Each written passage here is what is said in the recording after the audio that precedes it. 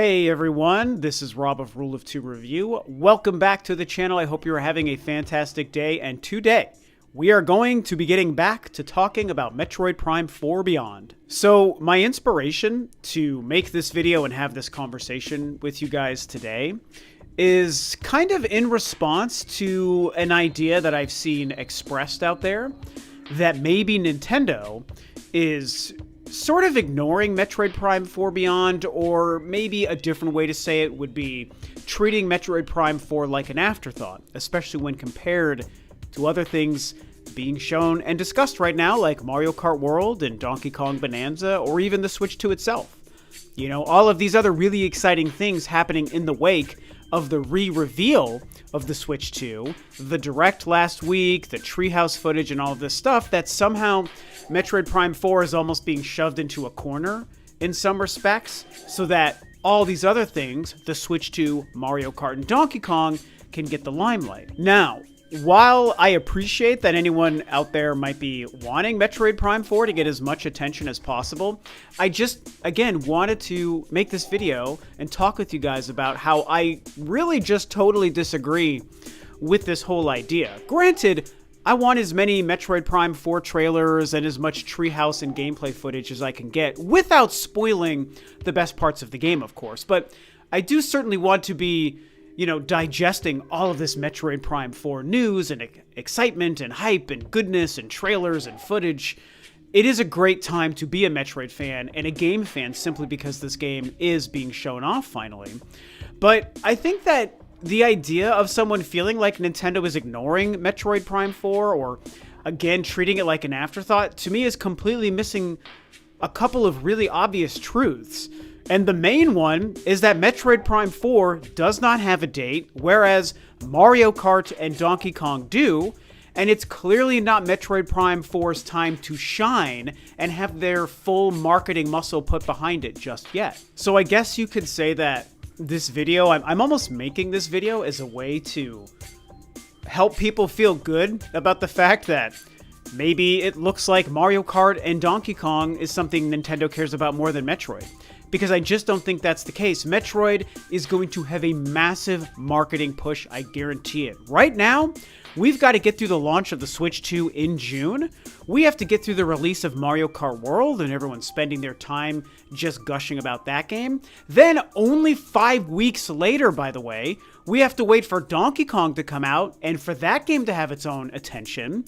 And then, going into what I think will be the late summer, fall, and then into holiday shopping season, that's when we're going to learn Metroid Prime 4 will probably come out, and I guarantee you a massive, titanic marketing push will be coming to us from Nintendo behind Metroid. I personally believe that Nintendo realizes how very, very important it is for Metroid Prime 4 to be a pretty sizable success. I don't think that they're expecting or needing this game to do like Zelda numbers or anything like that. I don't even know if they expect it to sell 10 million copies. I've long said that, and this is just me theorizing as a fan, I've long said that I think if this game sells 5 million copies, it's going to be a pretty huge hit, all things considered. And something else I've long said about kind of the Metroid franchise as a whole, this included Metroid Dread, Prime Remastered, and now Prime 4, I think that even though we all know the Metroid franchise traditionally doesn't sell super well,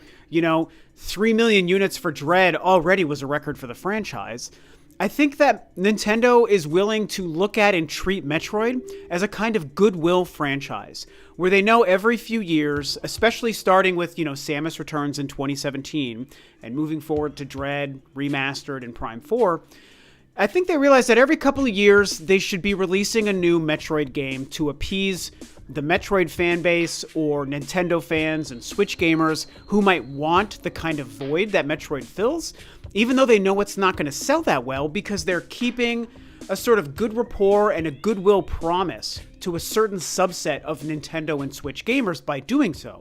And so they may put a lot of time and money into Metroid Prime 4, including the marketing that I think will happen later this year, and it may only barely crack even or make a little bit of a profit, but I don't think that they care because this is the kind of franchise that it just serves them so well to continue creating and providing to the fans. Again, this is 100% only my theory and speculation. I do certainly feel good about the speculation, but that is all it is.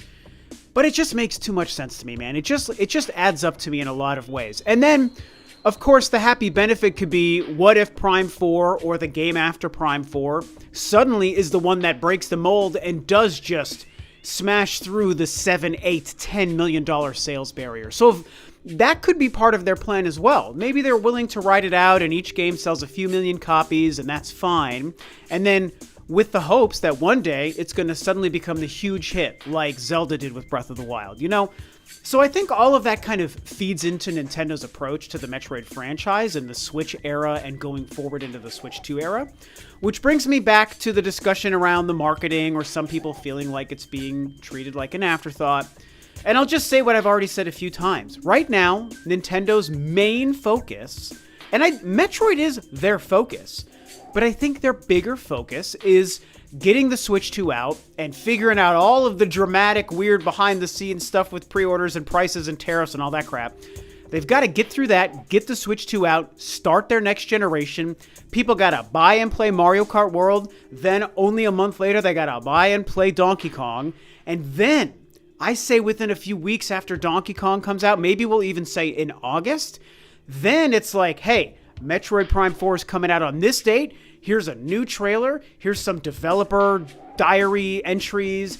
Here's all this new information added to the website, just like they did with Metroid Dread in 2021.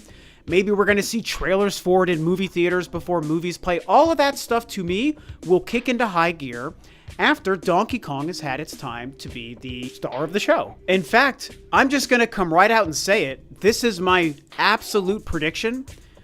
After Donkey Kong Bonanza comes out, they will be announcing a Metroid Prime 4 Beyond Direct. Just like we're getting one in like another, whatever, like 10 days or something for Mario Kart World. Maybe we get one for Donkey Kong. I just know that they're going to give us a Metroid-specific Nintendo Direct. And again, a game-specific Direct isn't like a 45-minute presentation on one game. As much as I would want that for Metroid Prime 4, if we're looking at a 10 to 15-minute Direct packaged presentation that details Metroid Prime 4, talking to Kensuke Tanabe and some of the folks at Retro and Nintendo behind it, you know, just touching base with the developers, the journey, and then also talking about the game, the story, Samus, the inclusion of Psylux, the promise of what the game is going to provide to us once we actually play it, you know, teasing some of the secrets and mysteries. If they can do all of that in a 15-minute Nintendo Direct, it's what I think they're going to be doing for Mario Kart World in a few weeks. That's probably going to be more like 30 minutes is my guess, but they're doing it for Mario Kart. They might do it for Donkey Kong, and I sure think they're going to do it for Metroid Prime 4. And again, like I've already said, I don't think that's even going to be announced until after Mario Kart and Donkey Kong have been available for a while. And so, just to wrap this conversation up and put a bow on it, it's just a reminder that I'm ultimately just trying to fill my fellow Metroid fans with some optimism here, because what we see happening with the franchise over the past, 4 years has just been remarkable, man. We've had 2 Metroid games released on the current Switch. You know, one of them, yes, was a remaster, but it was almost a remake of that game. And now we've got Metroid Prime 4, a game that for 20 years we never thought would even be made. Well, I guess I should say, 18 years since Metroid Prime 3. So yeah, so for 20 years, we never thought that we would see a 4th Prime game, and here we are. And so I just wouldn't listen to any of the kind of more negatively slanted conversation about Nintendo ignoring Metroid Prime 4 or setting it up to be a bit of a failure, or maybe even a letdown in terms of its sales success. I mean, we have to wait and see how things go. I'm not even guaranteeing it will be a smash success, even though I'm predicting that 4 to 5 million sales total. I think it's going to be the best-selling Metroid game of all time.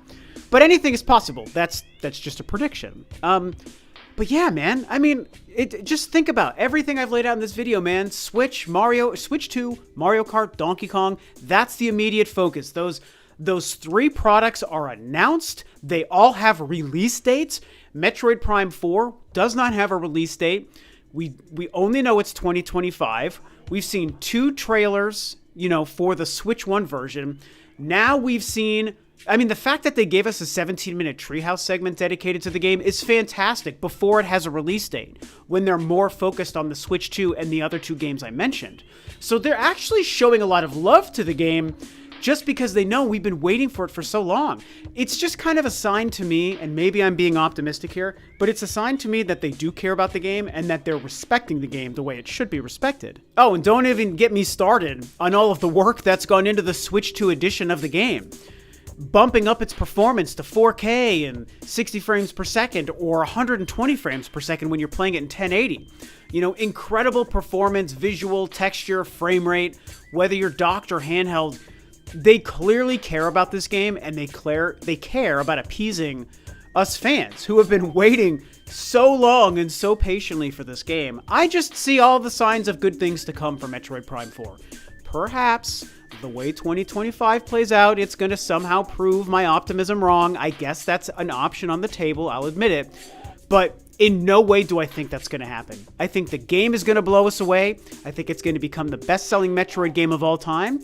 And I think after the Switch 2, Mario Kart, and Donkey Kong have all released, Nintendo will shift their big marketing push for their next big product, which will be Metroid. Because I also think Metroid is coming out between Donkey Kong and Pokemon. Because obviously Pokemon will be their other next big push. But I think Metroid Prime 4 is the in-between game. And so that marketing push is coming. They are not ignoring it. They are not looking at it like an afterthought. Trust me, you guys, they really, really care about Metroid Prime 4. A game they spent 8 years developing, a game that they scrapped just to give it to another team, and spend more money to make sure that this game was everything the fans would want it to be. Of course they care about Metroid Prime 4. It's just not time for the big marketing push. We don't even have a freaking date. So, at this point, I'm beating a dead horse and repeating my points, so I will wrap this up. These are my thoughts. I'm so stoked for this game. It's going to be amazing. Share your own thoughts below. Thanks for watching, and I will see you guys next time.